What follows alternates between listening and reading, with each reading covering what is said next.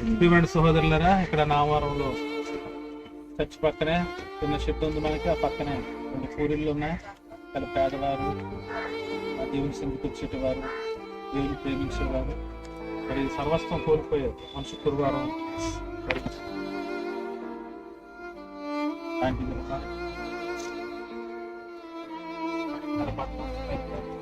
పరిస్థితి దయచేసి మీరు తోచింది బట్టలు పట్టలేదు ఇస్తే మన వారికి సహకరించిన వారు చేసి ఒక సంఘ సేవకునిగా తెలియజేస్తాం.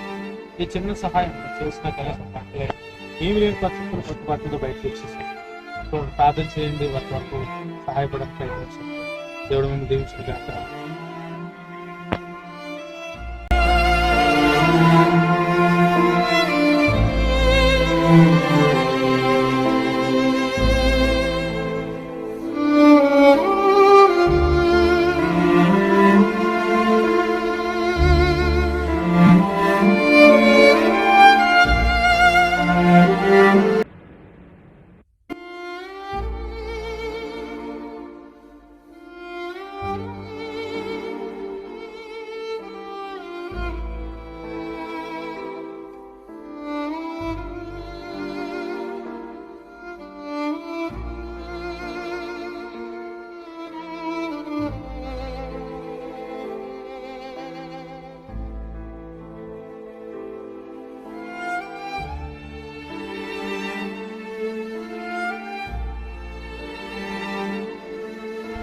స్నేహితులారా, మీ అందరికీ ప్రభు నామమున వందనాలు తెలియజేస్తున్నాను.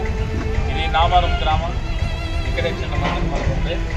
ఇక్కడ కొంతమంది దేవుని బిడ్డలు దేవుని ఆరాధిస్తున్నారు. ప్రతి ఆదివారం రావడం జరుగుతుంది.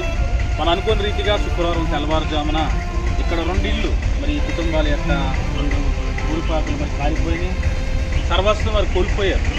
నిజంగా నేను ఆదివారం వచ్చేటప్పుడు చూసి నాకు చాలా బాధ అనిపించింది, చాలా కన్నీరు వచ్చింది. ఎందుకంటే వారి ప్రాణాలు తగ్గించుకొని కనీసం ప్రాణాలతో బయటికి రావాలని వారి ప్రాణాలు తగ్గించుకొని బయటికి రావడం జరిగింది.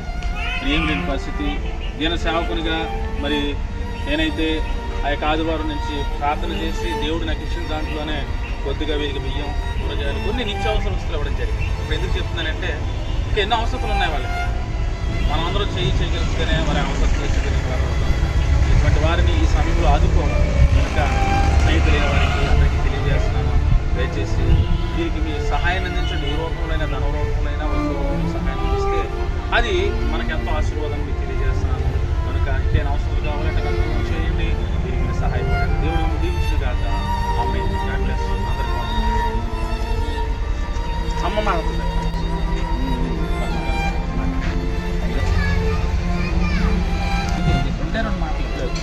నమస్కారం.